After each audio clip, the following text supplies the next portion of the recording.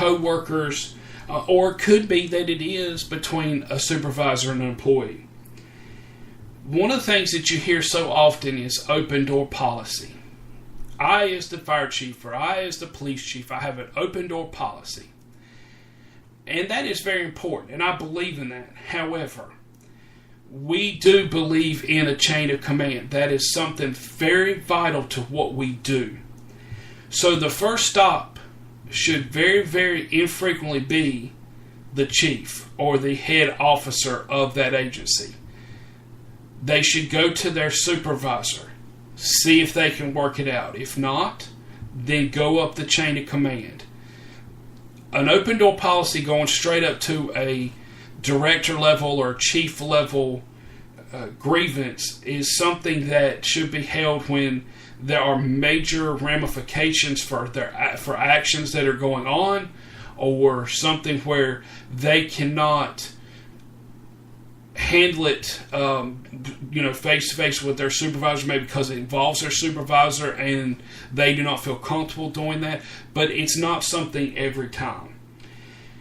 And as we do this, we need to make sure that we're responsive and that we share results. I can't tell you how many times I've seen people who go in, they will talk to them, the employee will talk to a supervisor or a chief or director person and tell them about a complaint, and you'll see that that director, that supervisor, that leader won't follow up with what they've said, and that is going to destroy some of this and some of that trust and respect. So we've got to make sure that we watch out for that.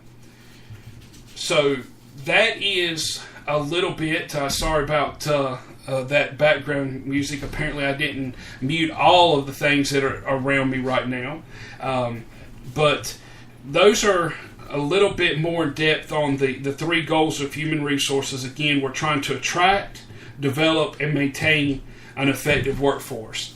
And don't be worried. One of the final things I'll say about this topic is that so many times I see supervisors who will not work with their staff or their employees or their volunteers because they don't want that person qualified to take their job. I want to challenge you to something if that's the way you are. I want to challenge you to start opening up to your staff and trying your best to get them trained better than you are. This is something that I work really hard with my staff. When my staff gets better than me, they're working harder than me, they're doing something better than me, I use it as a challenge, not as a rude, not as a negative challenge, but I use it as a positive challenge that means that I need to step my game up. Because obviously I'm not doing what I need to do as their supervisor. So I don't worry about it when they want to get trained in something that I don't know how to do. I don't mind it if it's something that, as long as it's for the better of the department, what I call the good of the empire. That's what we focus on. And so I hope that my staff are so trained, so knowledgeable, so experienced, that if I never came back to work again, that everything would go smoothly. Or that one day when I'm ready to retire, one of my staff is ready to just jump right into the reins of the organization and run with it. And I'll tell you what I think you're going to find out.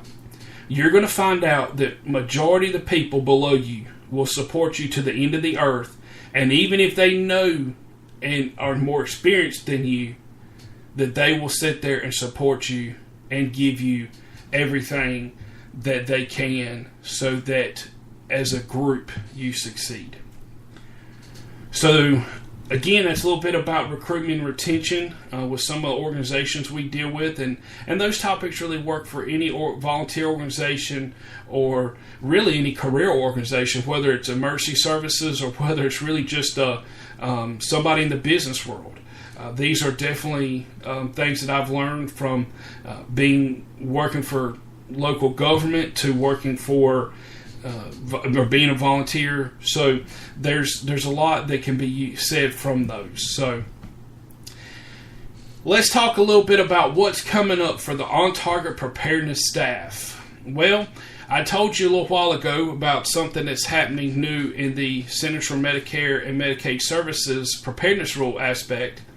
And I'm happy to say that we now have created a relationship, or have had a relationship with Wilson County Emergency Management, and we have been asked to do a informational session for all of their CMS facilities within the county. Following that would be a tabletop where they will all come together but have different parts of scenarios so they can all test their plan specifically, followed up by a full-scale exercise with all those facilities that want to participate. So we're very excited about that. We can't wait to get further in depth with that. We did have a chance to, Graham, one of my staff, and I had a chance to go and help do an evaluation with Longleaf Neuro Treatment Center there in Wilson, North Carolina, and this was something that they had already done a lot of work on, and kudos to Longleaf Neuro Treatment Center for the hard work they did, and their full-scale exercise was great, and they learned a lot, and they were very open to that kind of stuff. But we're going to work with them to try to make it where all these CMS facilities are as prepared as possible. Coming up in a couple weeks, about the second week, I think, in October, we will have Savannah and Graham will be at the North Carolina Emergency Management Association, the fall educational conference there in Sunset Beach at Sea Trails Resort. If you never had a chance, I would highly encourage you to take a trip out there. It's great scenery for sure, but also a lot of great people to meet, to network with, and everything like that. Now, while that's going on October 17th, I will be leaving to go to Nashville, Tennessee for the Firehouse Expo, and I will be presenting on Friday of that week a topic called Grant Writing for Emergency Services.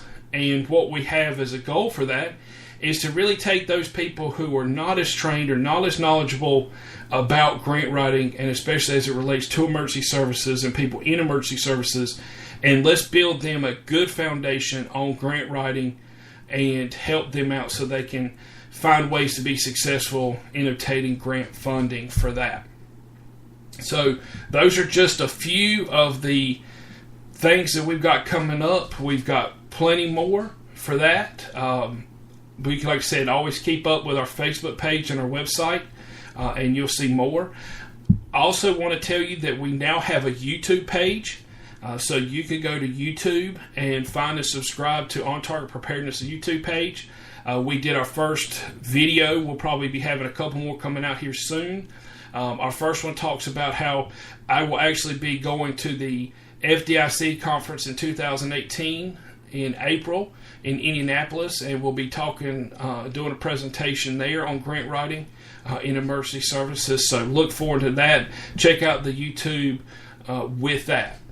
So, want to end by saying please feel free to give us a call, shoot us an email, contact us via Facebook or the website. Tell us how you're liking the podcasts. Tell us whatever you think, good, bad, indifferent, as well as if there's anything that you want to talk more about, whether it's recruitment and retention or anything else, please feel free for that purpose. But we'd love to hear from you. And last thing, I'm very happy to say that we have booked our first special guest for the On Target Preparedness On Target Preparedness podcast. We'll be announcing that here probably the next podcast we do. But I think it's October 27th. We will be doing a podcast from remote studios, so we won't be in the On Target Preparedness studios, but we will be doing that from a remote location, but have a very special guest. I'm very excited that she's coming on with us. I'm very happy to call her a dear friend and colleague, so be looking for that. And then finally, again, as I said at the beginning, there's a lot of things going on with everything from things like the Duke Life Flight crash to the hurricanes and other issues. So I just ask that y'all be thinking about them, doing what you can to help them, and most importantly, pray for those people so that way God can be in there and step in with them and help them where they can. So thank y'all so much for listening. I've been your host, David Hesselmeyer from the On Target Preparedness Studios, and we'll talk to you next time. Be safe. This has been the On Target Preparedness Podcast with David Hesselmeyer.